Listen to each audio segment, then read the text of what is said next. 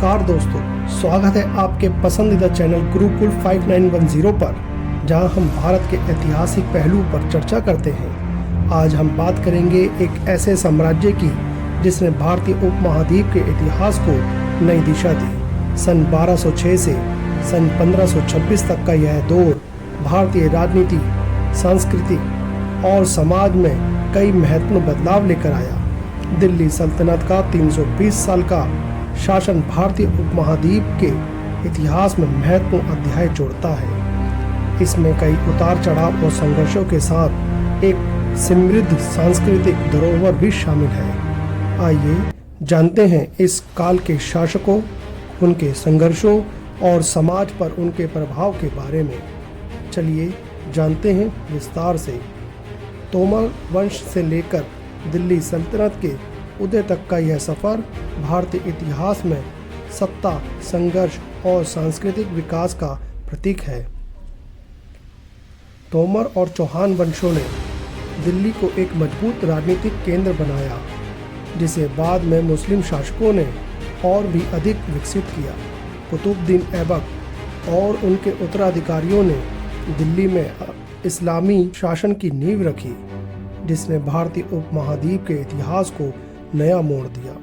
तोमर वंश से लेकर दिल्ली सल्तनत के उदय तक के घटनाक्रम को और अधिक गहराई से समझने के लिए आज हम तोमर वंश से लेकर दिल्ली सल्तनत के उदय तक के घटनाक्रम को और अधिक गहराई से समझते हैं। इसमें सामाजिक, सांस्कृतिक और राजनीतिक परिवर्तनों के साथ साथ महत्वपूर्ण व्यक्तियों और घटनाओं की चर्चा करेंगे। तोमर वंश भारतीय इतिहास के चंद्रवंशी राजपूत वंशों में से एक है। इस वंश के संस्थापक राजा अनंगपाल प्रथम थे। उन्होंने लाल कोट, जिसे वर्तमान में कुतुब परिसर के रूप में जाना जाता है, का निर्माण कराया और दिल्ली को एक मजबूत किलेबंदी वाली नगरी में बदल दिया। उन्होंने जलाशयों का निर्माण भी कराया, जिसमें सूरजकुंड प्रमुख है। यह समय दिल्ली के राजनीति और सांस्कृतिक दृष्टि से महत्वपूर्ण था। 12वीं शताब्दी के मध्य तक तोमर वंश कमजोर हो गया था। चौहान वंश, विशेष रूप से पृथ्वीराज चौहान ने तोमरों को पराजित कर दिल्ली पर कब्जा कर लिया। तोमर वंश की सत्ता के इस हस्तांतरण ने दिल्ली के राजनीतिक परिदृश्य को बदल दिया। पृथ्वीराज एक वीर और साहसी राजा के रूप में जाने जाते हैं और उनके शासनकाल में दिल्ली की राजनीतिक स्थिति और मजबूत हुई। तोमरों और चौहानों के राजकाल में दिल्ली व्यापार का एक महत्वपूर्ण केंद्र बन गया। इस शहर में बहुत सारे समृद्धशाली जैन व्यापारी रहते थे, जिन्होंने अनेक मंदिरों का निर्माण करवाया।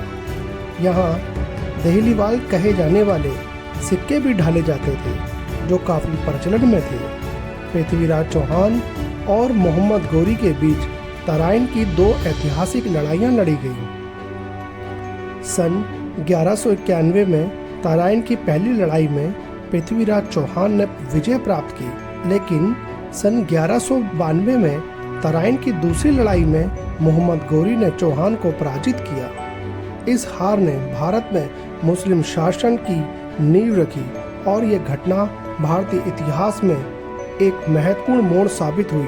मोहम्मद गौरी ने दिल्ली और उत्तर भारत के अधिकांश हिस्सों पर नियंत्रण स्थापित किया। मोहम्मद गौरी ने अपने सेनापति कुतुबुद्दीन ऐबक को दिल्ली का शासक बना दिया और भारत के शासन की जिम्मेदारी सौंप दी। कुतुबुद्दीन ऐबक ने मोहम्मद गौरी के बाद दिल्ली में अपनी स्थिति मजबूत की। ऐबक एक गुलाम से उठकर सुल्तान बने, जो बाद में गुलाम वंश के नाम से जाना गया। ऐबक ने दिल्ली में कुतुब मीनार की नींव रखी, जो आज भी भारत की सांस्कृतिक धरोहर का हिस्सा है। उनका शासन भारतीय उपमहाद्वीप में इस्लामी शासन की शुरुआत के रूप में जाना जाता है। ऐबक के बाद इल्तुतमिश और रजिया सुल्तान जैसे महत्वपूर्ण शासकों ने इस वंश को मजबूत किया। कुतुबुद्दीन ऐबक की मृत्यु के बाद उनके उत्तराधिकारी इल्तुतमिश ने दिल्ली सल्तनत को सुदृढ़ किया। इल्तुतमिश ने गुलाम वंश को संगठित किया और एकता प्रणाली जैसी प्रशासनिक सुधारों को लागू किया। एकता प्रणाली एक ऐसी प्रणाली है जिसमें राजा अपने सैनिकों और अधिकारियों के काम से खुश होकर भूमि का एक टुकड़ा गिफ्ट में देता है और उसके बदले में सैनिक और अधिकारी राजा को राजस्व और सैन्य शक्ति उपलब्ध करवाते हैं। उन्होंने मंगोल आक्रमणों से सल्तनत की रक्षा की और दिल्ली को एक मजबूत राजधानी के रूप में स्थापित किया। इल्तुतमिश की मृत्यु के बाद सन 1236 में इल्तुतमिश की बेटी रजिया सुल्तान बनी। रजिया सुल्तान दिल्ली सल्तनत की पहली और आखिरी महिला शासक थी। रजिया सुल्तान का नाम इतिहास में बहुत ही सम्मान से लिया जाता है। एक महिला होकर 13वीं शताब्दी में शासन करना एक बड़ा ही साहसिक कदम था। रजिया सुल्तान ने न केवल शासन किया बल्कि अपनी काबिलियत से साबित किया कि वह पुरुषों से कहीं अधिक योग्य थी। उनके शासनकाल में दिल्ली सल्तनत के राजनीतिक और प्रशासनिक ढांचे में सुधार हुआ। दुर्भाग्यवश उनके खिलाफ षड्यंत्रों ने उनके शासन को कमजोर कर दिया। उस युग के इतिहासकार मिन्हाज-ए-सिराज ने स्वीकार किया कि वह अपने सभी भाइयों से अधिक योग्य और सक्षम थी, लेकिन फिर भी वह एक रानी को शासक के रूप में मान्यता नहीं दे पा रहा था। दरबारी जन भी उसके स्वतंत्र रूप से शासन करने की कोशिशों से प्रसन्न नहीं थे। सन 1240 में उसे सिंहासन से हटा दिया गया। दिल्ली सल्तनत जैसे विशाल साम्राज्य को संभालने के लिए विश्वसनीय सूबेदारों तथा प्रशासकों की जरूरत थी। दिल्ली के आरंभिक सुल्तान, विशेषकर इल्तुतमिश, सामंतों और जमींदारों के स्थान पर अपने विशेष गुलामों को सूबेदार बनाना अधिक पसंद करते थे। इन गुलामों को फारसी में बंदगा कहा जाता है और उन्हें सैनिक सेवा के लिए खरीदा जाता था। उन्हें राज्य के कुछ बहुत ही महत्वपूर्ण राजनीतिक पदों पर काम करने के लिए बड़ी सावधानी से प्रशिक्षित किया जाता था। वह चूंकि पूरी तरह अपने मालिक पर निर्भर थे, इसलिए सुल्तान भी विश्वास करके उन पर निर्भर हो सकते थे। खिलजी और तुगलक शासक बंदगा का इस्तेमाल करते रहे और साथ ही अपने पर आश्रित निम्न वर्ग के लोगों को ऊंचे राजनीतिक पदों पर बैठाते रहे। ऐसे लोगों को सेनापति या सूबेदार जैसे पद दिए जाते थे, लेकिन इससे राजनीतिक अस्थिरता भी पैदा होने लगी। गुलाम और आश्रित दोनों मालिकों और संरक्षकों के प्रति वफादार रहते थे, मगर उनके उत्तराधिकारियों के प्रति नहीं। प्रत्येक सुल्तानों के अपने नौकर होते थे। नया सुल्तान अपने लिए नए नौकरों की नियुक्ति करता था। फलस्वरूप किसी नए शासक के सिंहासन पर बैठते ही प्राय नए और पुराने सरदारों के बीच टकराव शुरू हो जाते थे। सुल्तान द्वारा निचले तबके के लोगों को संरक्षण दिए जाने के कारण उच्च वर्ग के कई लोगों को गहरा धक्का भी लगता था और फारसी तारीख यानी इतिहास लिखने वाले लेखकों ने निचले खानदान के लोगों को ऊंचे पदों पर बैठाने के लिए दिल्ली के सुल्तान की आलोचना भी की। जैसे सुल्तान मोहम्मद तुगलक ने अजीज खुमार नामक कलाल यानी शराब बनाने और बेचने वाला और फिरोज हजाम नामक नाई, मनका तकवा नामक बावर्ची, लड्डा और पीरा नामक मालियों को ऊंचे प्रशासनिक पदों पर बैठाया। 14वीं शताब्दी के मध्य में इतिहासकार जियाउद्दीन बर्नी ने इन नियुक्तियों का उल्लेख सुल्तान के राजनीतिक विवेक के नाश और शासन करने की अयोग्यता के उदाहरण के रूप में किया है। पहले वाले सुल्तान की तरह ही खलजी और तुगलक शासकों ने भी सेना नायकों को भिन्न भिन्न आकार के इलाकों के सूबेदार के रूप में नियुक्त किया। ये इलाके इक्ता कहलाते थे और इन्हें संभालने वाले अधिकारी इक्तादार या मुक्ति कहलाते थे। मुक्ति का फर्ज था सैनिक अभियानों का नेतृत्व करना और अपने इक्तों में कानून तथा व्यवस्था को बनाए रखना। अपनी सैन्य सेवाओं के बदले वेतन के रूप में मुक्ति अपने इलाके से राजस्व की वसूली किया करते थे।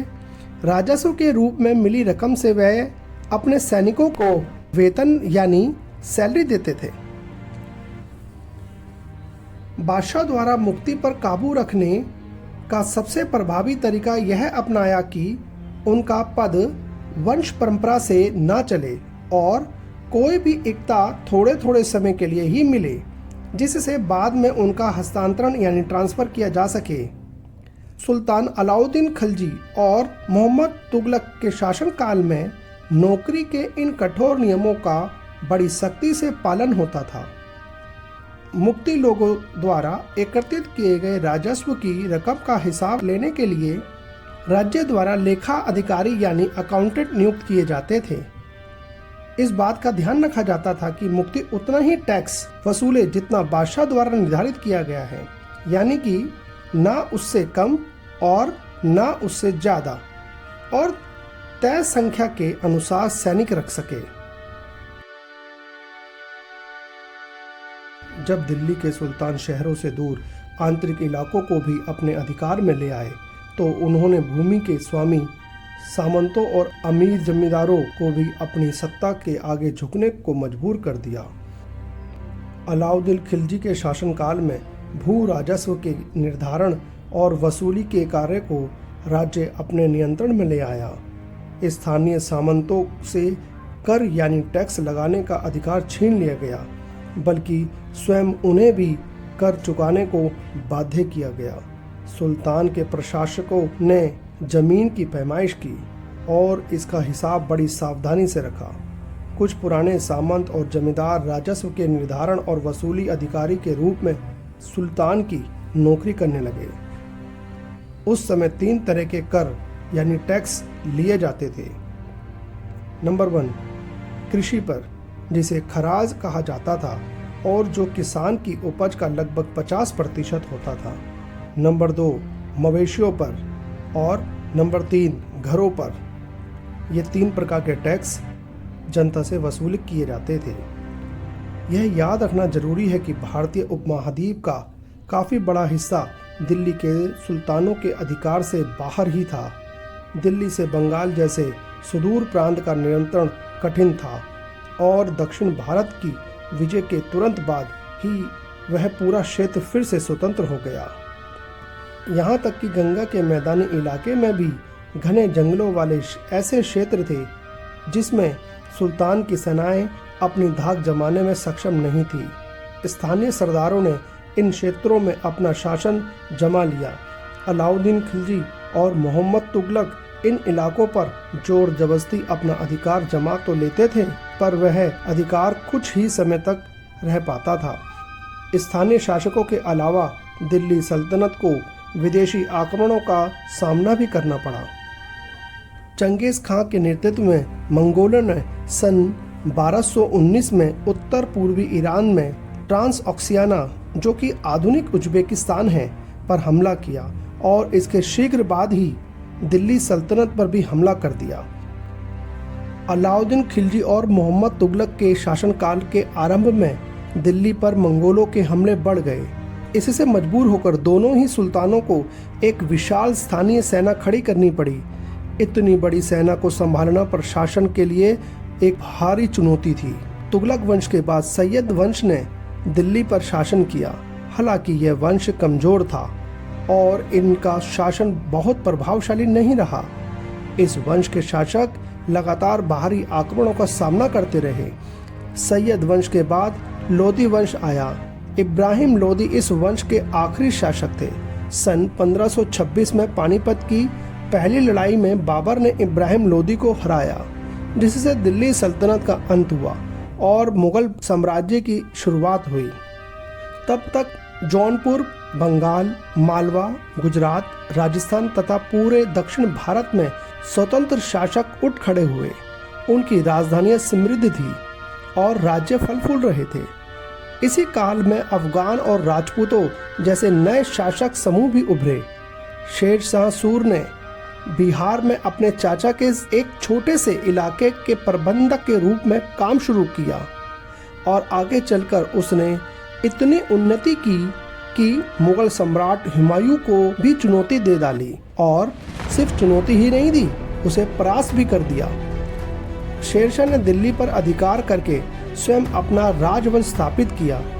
सूर्यवंश ने केवल 15 वर्ष सन 1540 से 1555 तक शासन किया, लेकिन इसके शासन ने अलाउद्दीन खिलजी वाले कई तरीकों को अपनाकर उन्हें और भी चुस्त बनाया। बाद में आगे चलकर मुगल बादशाह अकबर ने भी शेरशाह के प्रशासन के तरीकों को अपनाया।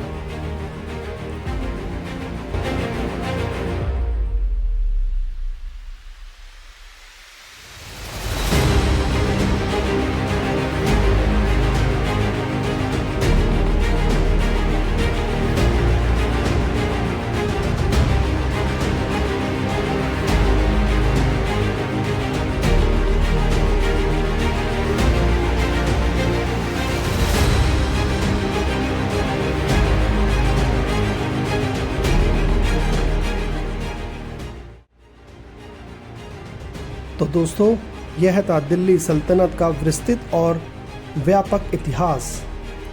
तोमर वंश से लेकर दिल्ली सल्तनत तक का यह सफ़र भारतीय इतिहास में सत्ता के बदलाव और संघर्ष की एक महत्वपूर्ण कड़ी है।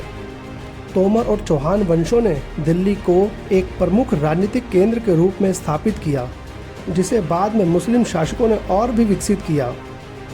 कुतुबुद्दीन ऐबक के साथ इस्लामी शासन की शुरुआत हुई, जिसने दिल्ली सल्तनत की स्थापना की और भारतीय उपमहाद्वीप के राजनीतिक परिदृश्य को हमेशा के लिए बदल दिया।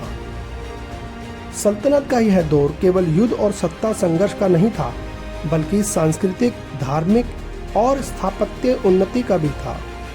दिल्ली सल्तनत की विरासत आज भी हमारे चारों ओर देखने को मिलती है।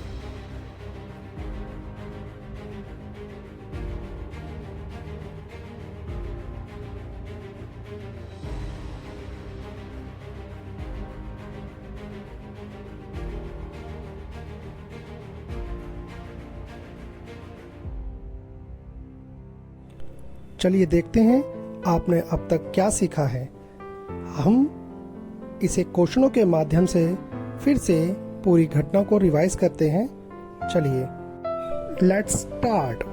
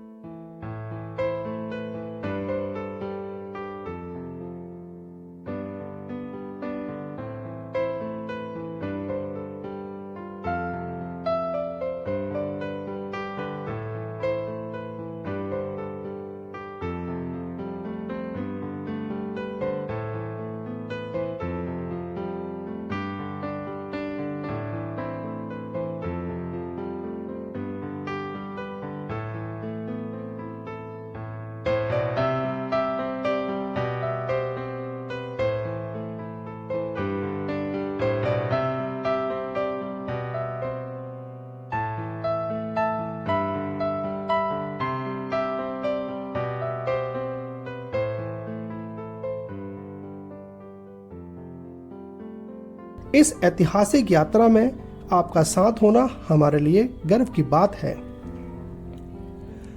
अगर आपको यह जानकारी दिलचस्प लगी हो तो चैनल को सब्सक्राइब करें और वीडियो को लाइक करें। कमेंट सेक्शन में बताएं कि अगली बार आप किस विषय पर और जानना चाहेंगे। अगली बार हम एक और ऐतिहासिक सांस्कृतिक सफर पर निकलेंगे। तब तक के लिए जुड़े रहिए, सीखते रहिए और हमारे साथ इतिहास के नए पहलुओं की खोज करते रहिए। धन्यवाद।